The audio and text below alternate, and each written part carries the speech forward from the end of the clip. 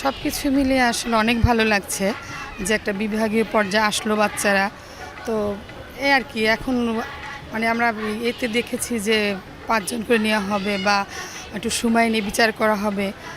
তো আমার মনে হয় বেশি সময় না নিয়ে যদি একটু দ্রুত সময় নেওয়া হয়। গত ১৬ বছর বিটিভির এই শিশুদের অন্বেষণের যে প্রতিযোগিতা এটা বন্ধ ছিল, এটা খুবই দুঃখজনক। এর পরিবর্তে আগের সরকার অন্য কোনো নতুন কুড়ির মতো বিকল্প কিছু তৈরি করতে পারেনি। তো আমাদের এই ১৬ বছরের বাচ্চারা তো অনেক বড় হয়ে গেছে।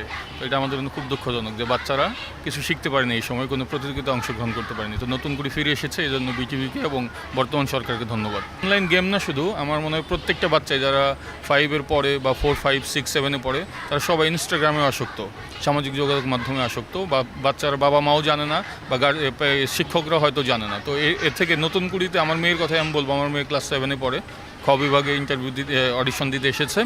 তো ও নিজেও দেখলাম যে ইনস্টাগ্রাম চালায়। তো নতুন কুড়িতে প্রতিযোগিতায় অংশগ্রহণ করবে দেখে নাচের প্র্যাকটিস থেকে শুরু করে ও ইনস্টাগ্রাম থেকে একটু দূরে আছে।